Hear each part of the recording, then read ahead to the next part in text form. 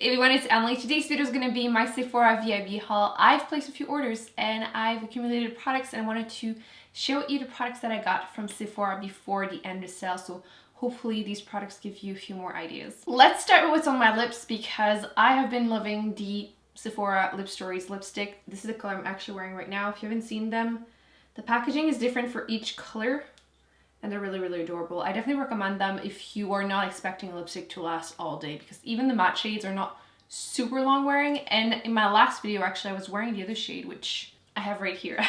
Let me show you the swatches. I'm currently wearing the shade Oui, which is the first one I showed to you. And this is going to be a new favorite. It's a great everyday lipstick. This one is one of the cream finish. As you can see, it's just a little bit on the pinky side.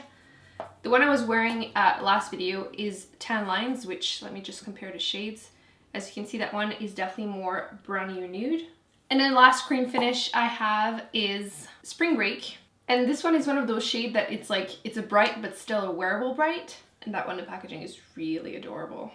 And then last but not least, I got another one of the matte ones. The matte ones don't last as long as I would like them to, but this color I just got sucked into buying anyway. It's the color Love Love.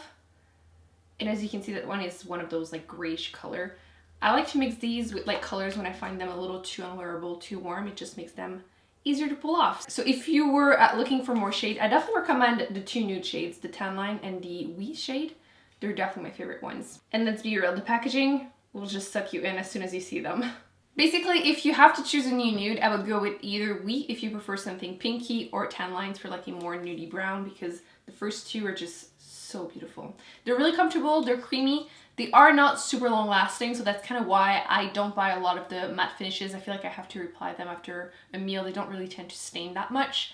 But if you like a color or a packaging of them, I definitely recommend trying them. I've been having a lot of fun with eyeshadows. Clearly, in my last couple of videos, you can definitely see it. And actually, my last video was talking about the Tarte. This is the Chrome Paint Shadow Pot in Frosé, which is the color I'm wearing on my lid right now. So if you were wondering, I totally recommend this. Actually, let me swatch it again because it's just the most beautiful rose gold color ever. So as you can see, it's like pinky, but then it's gold, and oh, so stunning. Definitely recommend these.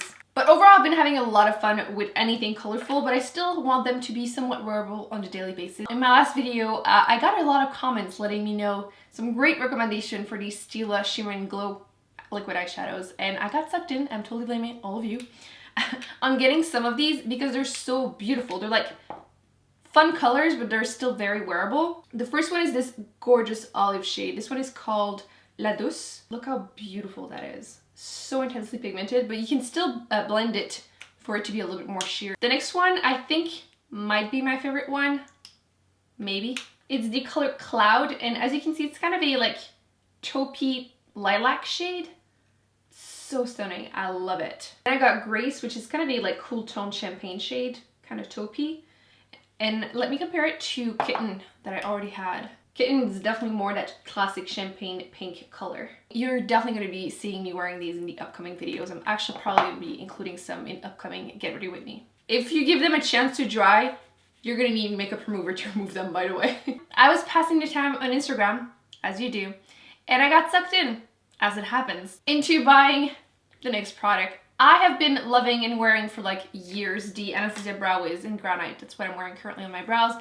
I love it, but I feel like I go back and forth between being a pencil person to a powder brow person, and I've never tried the Anastasia Beverly Hills Brow Powder Duo. And I got the shade Ash Brown, which seems like it's gonna be a good match for me. It's a like grayish brown color. I don't like my brows to be too orangey, so this should be the perfect shade for me. The only thing is, I've been loving adding a lot of like shape to my brows. I feel like they're naturally good shape, but it's the outside part that is a little bit all over the place. So I'm not sure how much I'm gonna love again powder. I used to only use powder, but it's been a while, so I will be keeping you updated, but I think the color is gonna be a good match for me. If you've used this powder, please let me know how you feel about it, because it looks so beautiful on everyone I was seeing on Instagram. And it looks so natural, and I feel like I probably will need to like trim my brows a little bit to make this work, but I'm gonna try. This month was my birthday, so I got my birthday gift. I feel like I'm gonna be the only person to get the Bumble Bumble one, because I already own the By Beauty shades, and I wasn't really intrigued by the Glam Glow products, so I decided to get the shampoo and conditioner. Those are the invisible oil ones, and Has anyone tried these? Do you like them? Because I don't tend to buy too many expensive hair products. Maybe I should, because my baby hairs have been going crazy and I've been like looking to try new products. So I'll keep you updated. You're probably gonna see this on Empty's video and I will let you know if I think it's worth the money or not, but I got that birthday gift. Speaking of eyeshadows, I bought more eyeshadows I think in this haul than like in the last year pretty much. I wanted to test some of the Viseart eyeshadows and I've heard so many people rave about the formula and they're so expensive that I've never ended up buying any. Let me know what your favorite palette is, by the way, but I decided to splurge on the mini because it will give me a chance to test the formula without it being super expensive. And I got the Petit 2. And I gotta say, I ordered it online, so I didn't know how big it would be. And these are absolutely tiny, which is probably why it wasn't that expensive. But like, it's the size of my hand tiny. So I'm a little bit disappointed, but I haven't swatched them yet. Actually, let me swatch them right now. So the top row is all matte and the lower one is all shimmer shades.